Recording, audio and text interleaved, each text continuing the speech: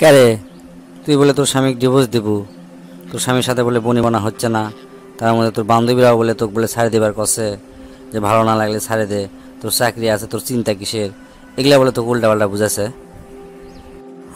সারে দেবো ভাবিচ্ছি। শোন, আমি তোর বন্ধু, ভালো বন্ধুরা কখনো খারাপ পরামর্শ দেয় না। তোকে আমি একটা ভালো কথা কই, তুই কখনো তোর স্বামীকে ছাড়ে দিস না, যতই ঝামেলা হোক তোরা মিটেলে। কারণ শোন, আমি কই বিয়া ছাড়ে দেওয়ার পরে 3-4 মাস তোর ঠিকই ভালো কাটবি, কিন্তু তারপর থেকে তোর কিন্তু একের পর এক খোটা শোনা লাগবি। কৃষক তোর ডিভোর্স হলো, তুই ভালো মেয়ে হলে তোর ডিভোর্স হলো নি, এটা বিভিন্ন খারাপ কথা কবি, তো খারাপ কবি।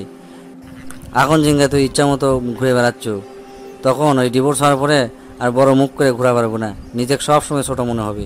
আবার যখন আরেকটা বিয়ে করবো, সেই স্বামীর ছোঁয়ায় প্রথম স্বামীর কথা তোর মনে হবে, মানে তোকে এত বাজে লাগবে তুই নিজেই বুঝতে পারবো না। আবার দ্বিতীয় যে চেহারা তুই বিয়ে করবো, তাই তো তোকে মন থেকে ভালোবাসে বিয়ে করবি না, তাই করবি স্বার্থের জন্য। হয়তো দেখবো তার একটা চলপল আছে, তাক দেখা লাগবে, না হলে তার বৃদ্ধ বাপ মা আছে, সে তার খেয়াল করা লাগবে। এগুলা চিন্তা করে তোকে বিয়ে করবি, মানে তোকে পছন্দ করে বিয়ে করবি না, স্বার্থের জন্য তোকে বিয়ে করবি, বুঝছো? আর প্রথম স্বামী তোকে মন থেকে ভালোবাসছে, যত এখন ঝগড়া হোক সব ঠিক করলে। আর ডিভোর্স কখনো কাউকে সুখ দিতে পারে না। এখন হয়তো তোর মনে হচ্ছে যে ডিভোর্স হলে তুই বেঁচে যাবো, তুই বেঁচে যাবো ঠিকই, কিন্তু একা হওয়ার যন্ত্রণা তোকে শেষ করে দিবি। কুটিও ঠিক মতো চলাফেরা করতে পারবো না, সব সময় নিজেকে হীনমন্যতা মনে হবে, বুঝছো? আর মানুষের আলগা পিড়িতে তুই অতিষ্ঠ হয়ে যাবো। আর ইসলামের দৃষ্টিতে যদি ডিভোর্সের কথা তো কই, ইসলামের মধ্যে সবচেয়ে নিকৃষ্ট হালাল হচ্ছে ডিভোর্স। আল্লাহ এটা খুবই অপছন্দ করে, বুঝছো? তুই সুন্দরী, শিক্ষিত, স্বাবলম্বী, মানে চাকরি করিস, এটা নিয়ে যদি তুই অহংকার করিস, আর অহংকারে যদি চিন্তা করিস স্বামী আমাকে একটা কথা কলো আর সেই কথা আমি শুনবো, শুনতে আমার ইগুত লাগতেছে, এই ধরনের মন মানসিকতা তো পাল্টান লাগবে, বুঝছো? মনের মধ্যে কোনো অহংকার নেওয়া যাবে না। একটা কথা মনে রাখিস, তুই হচ্ছে বেটি চল আর তাই হচ্ছে বেটা চল।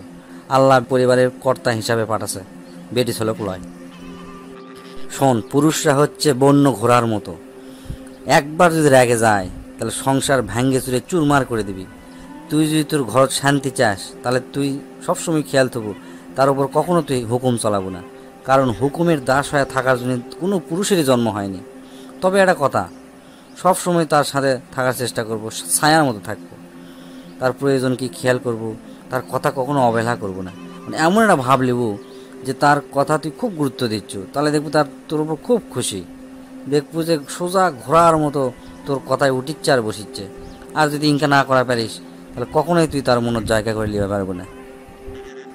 তুই ঠিকই কছু রে, কি যে করি। কি করি টরি লয়, তো আজ থেকে তোরা দুজন মিটে লিবু, সব ঝগড়া মিটে লিবু। তৃতীয় আর কাকু তো কোয়া লাগবে না, আমাকে যে কছু আর কাকু কবু না, মনে করবো যে আমাকেও কষনি, ঠিক আছে? ডিভোর্স একজনের জন্য হয় না, বেটা চল বেটি চল দুইজনেরই দোষ আছে, এক হাতে তালি বাজে না, বুঝছো? তারপরেও দুইজনা কি সব কিছু ভাগ করে নেওয়া লাগে। আর তোর একটা সমস্যা কি, তোর খুব অহংকার, তুই চাকরি করছিস, তুই কী হচ্ছে রে? অহংকার বাদ দেবো, ধৈর্য ধরবো, দেখবো সব কিছু ঠিক হয়ে যাবে। যা।